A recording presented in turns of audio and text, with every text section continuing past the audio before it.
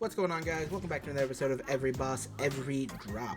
Today we have Inceptus, the Primordial Guardian.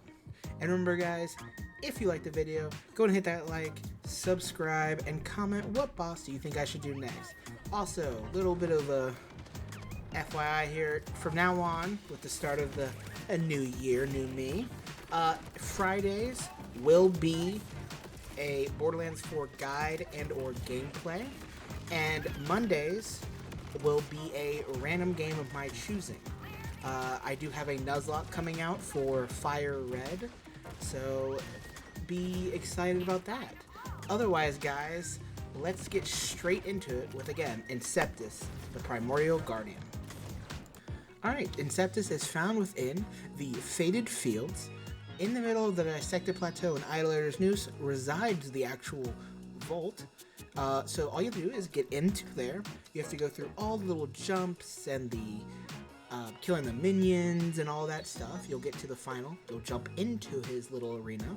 Now, when you go into his arena, you will see that he actually drops from the ceiling. That'll be coming into play later on. All you have to do is shoot him with a electric type. I suggest first and then fire type. Now, as you will see here, I'm actually doing the big encore version of him, so it is kind of harder than the normal kind, but you'll also see I'm not using an electric weapon, so it's not going the fastest it could, but of course with the build I have, it goes just as fine. Now you will see here soon, he's going to tether up to the ceiling.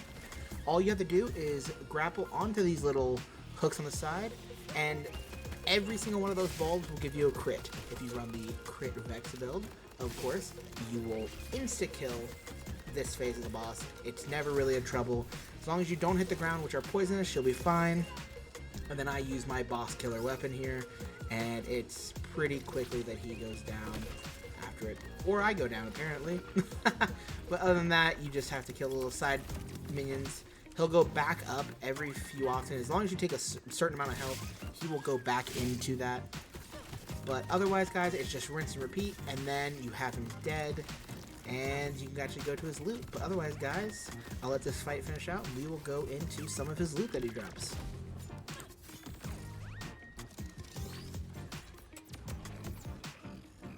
Now, I will say, this is the second time this has happened, that I have gotten the, I forgot what it's called, shiny version of the gun, and I was not trying to do this in the video. It was fucking amazing. Anyway, guys, let's actually get into it for the rest of his gear.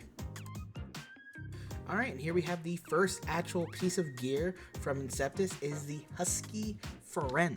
The Husky Friend is a TDR shotgun. This one I actually have rockets on it, the sticky rockets, but the special mod is called the Husky Auto Turret, which pretty much just sends out like a little auto turret that's actually rockets. It's actually pretty cool, so let's get into the actual usage of this weapon. Alright, and here we actually have the Husky Friend. So, as you guys will see, my Husky Friend here actually shoots the sticky nades. This is not the one that I actually got the drop on, but as you guys can see, the little turret is just rockets. I believe it doesn't start really shooting until you shoot. But as you can see, it's quite adorable. I love it.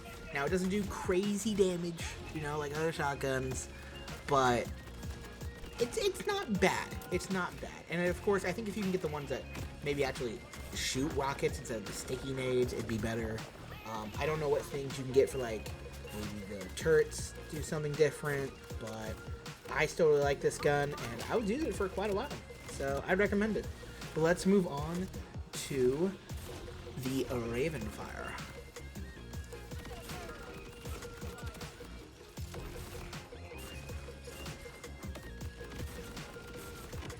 Alright, and here we have the Ravenfire. The Ravenfire is a Torg heavy gun ordnance with the special mod 621. 621 pretty much says when you fire a rocket, it will shoot to the sides. So let's actually get into the usage. We're not going to stop here. We're going to go right into this bitch. Now, I will say I didn't get much footage of it because it's only about 4 shots. and about 50-second cooldown. But I would say most enemies take about 2 shots and they are dead. So I would recommend it, and it's also just really fun. But let's get on to the actual class mods.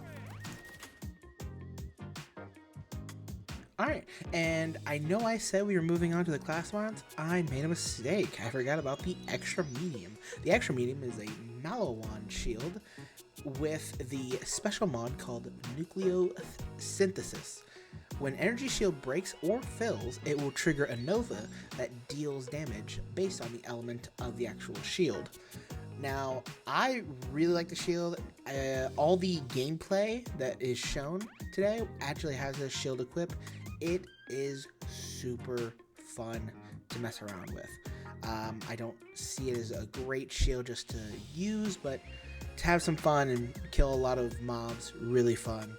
I will also say, I don't really have much gameplay on it. Sorry about that, guys. It's really hard to get gameplay for a shield. But otherwise, guys, let's move on to the actual class mods now. Alright, and first up we have the Avatar, the Siren class mod. Vex and her minions gain increased damage dealt for each active attunement skill. Each active attunement skill also grants Vex and her minions damage reduction against its matching elemental type. My rolls were also plus 45% attunement skill duration and a plus 10% skill critical hit chance with the Atlas EX on it. It gave me 3, 3, and 1 of my skills. I feel like this was great if you were doing a very element heavy Vex. Otherwise, the damage reduction with the matching element type and the extra damage just doesn't come into play that often in the 5 and 6 of Ultimate Vault Hunters.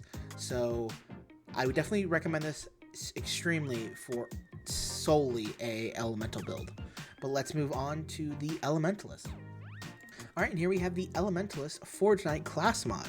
Whenever an affinity skill gains a stack, all unlocked affinity skills also gain a stack. For each stack of affinity from all affinity skills, Amon gains increased movement speed and damage dealt.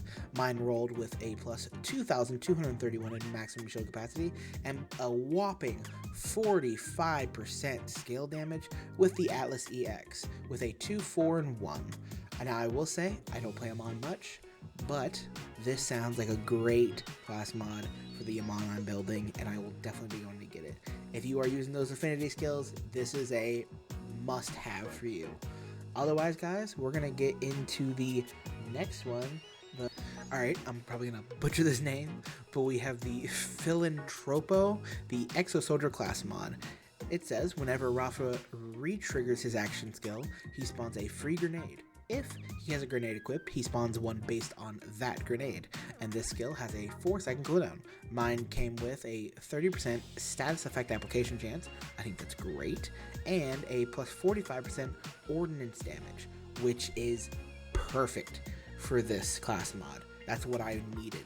Otherwise, guys, I am building a Rafa. I don't know if I'm going to go this, as we have the Tidua Rafa, but we'll have to see. I definitely think it could be a great class mod, especially with that plus 45% ordnance damage. Alright guys, that's going to be it for today's video. I hope you guys enjoyed. If you did, hit that like, hit that subscribe. It very much helps me out, and I very much appreciate it. Also, I tried, guys, looking for to see if Harlow had a drop here. Didn't seem like she did at all, so sorry, the Harlow players.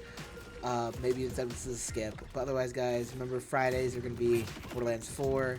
Mondays are going to be any random games. I am currently doing a Nuzlocke on Fire Red over on Twitch at City TV if you guys want to come and join. Otherwise, guys, I hope you guys have a good night or a good day, whichever it is for you. And bye-bye.